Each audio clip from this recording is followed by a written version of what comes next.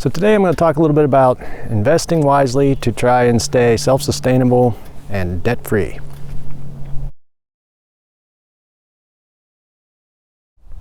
Now, this is not financial advice. I'm not a financial advisor. I'm certainly not about to try and tell anybody how to spend their money.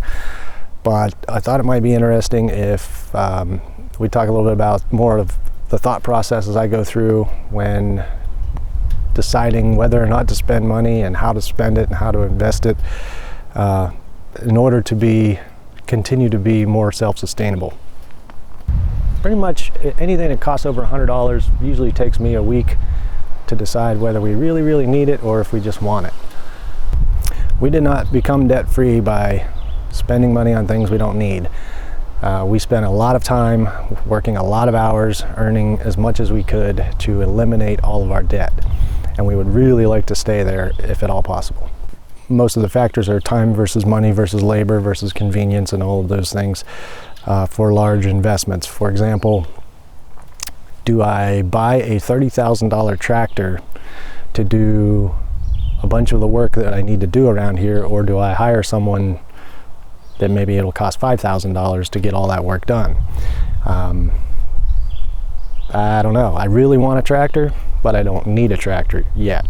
I think if I had a tractor, it would probably sit around more than it would be used right now because there's so many other things we have going on. But at some point, I'm really going to need a tractor. And so I have to figure out, how do I get a tractor or get the use of a tractor without spending as much money as a tractor costs?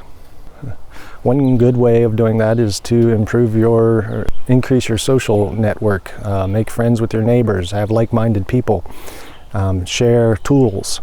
That's a big thing. If your neighbor has a tractor, but he doesn't have a log splitter, and you have a log splitter, that's a win-win situation. You guys can help each other out, and that's one big way of how we manage to get things done around here. So I mentioned time versus money versus labor and convenience. You also have to factor in the risk of illness and injury.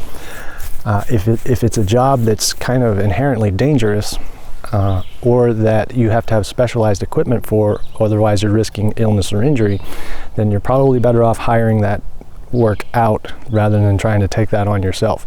If you get ill or injured, then game's over. So that is a huge thing to consider as well. I think about, is this a wise investment or is this just a trend? So I don't know what a good example of that would be, but let's say back to Eden gardening. Everybody wants to do back to Eden gardening. And is that a wise investment in doing that work and all of the things that entails? Maybe. It depends on your soil conditions, it depends on your location. It does work for a lot of people. It doesn't work for everyone. It didn't work for us at our old location. It may work at this location, we don't know. But we would try it, not because it's trendy, but because it might actually work. So before I spend a bunch of money, I ask myself, how is this going to improve our self-sustainability? Is it going to improve our self-sustainability? If it's not, I'm probably not going to do it.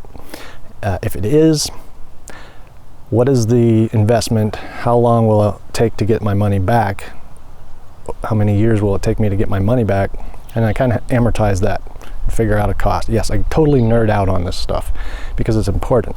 A good example of that, solar panels. How do I reduce my per kilowatt hour cost over 10, 15 years? And how do I get that as close to what it would cost if I were on grid? And so that is a huge collection of math problems. And I've been working on that for months, and I'm this close. And we're ready to do something with that, I think. So stay tuned for that video. Actually, that's going to be a lot of videos. So yeah, solar is a great example because it's a large investment. It does improve our self-sustainability, and over a period of years, there is a return on that investment. It's not just money that goes out the door. Now, I do want to stress the importance of waiting. For example, we are waiting to do pretty much everything for 1 year from the time we moved here, so we can observe the seasons, how the sun hits, how the wind works, everything. We want to know the environment before we make final decisions on where to put things, or if we even need to put something somewhere. The other benefit of waiting is things get cheaper over time and technology improves. Back to the solar panel analogy, battery technology right now is super expensive for lithium batteries, and the price is coming down. So in 5 years, these batteries will probably be much cheaper, but we need batteries. We need batteries now. I don't want to have to replace them in 5 years. So there's that. You got to make that decision, figure that out. Let's talk about livestock. Is that self-sustainable? It can be if you do it right. For example, chickens. If you got 6 chickens, they lay eggs. They supply you with all the eggs you probably need for your family. Maybe you get meat birds and you get 30 or 40 of them and raise them for meat. You got to do all the math there to figure out whether that cost is worth it. But the goal is to be zero, a wash, or at least make a little bit of money on your investment in livestock. And so for us, like chickens, our chickens are having babies left and right. And so we're selling chicks, we're selling pullets, we're selling laying hens, we sell eggs, and we make enough money to pay for the feed and all of the supplies we need for chickens. And then the return on that is we get eggs, we get meat. And they just kind of do their thing and have babies, and we make a little bit of money. So that is self-sustainable. The pigs, we got 3 pigs. We're probably going to keep 1 and sell 2. That should pay for all of the costs of keeping the pigs. And so if that works out, we'll probably add more pigs next year. We start small, we try it, and then if it works, we expand it. Another wise investment would be timber. We have a lot of timber here. If you have timber on your property, you can consider harvesting it, obviously.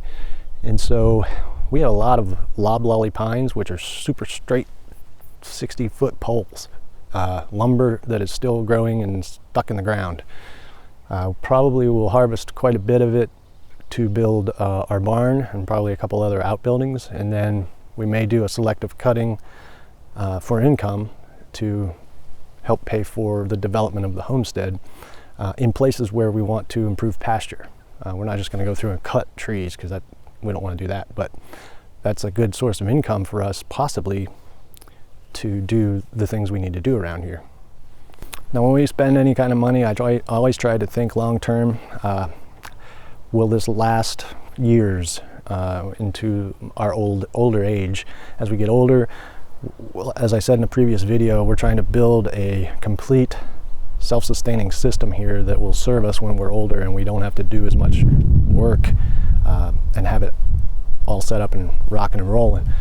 And so that's our goal now, is figure out the best places to put our money to produce systems that are self-sustaining and kind of just do their thing. So not a lot to this video. There's just a real quickie. Just wanted to kind of share some thoughts and insights, and the next video will be how we found our land and the process we went through to acquire this place. So we hope to see you in that video, and thanks for watching.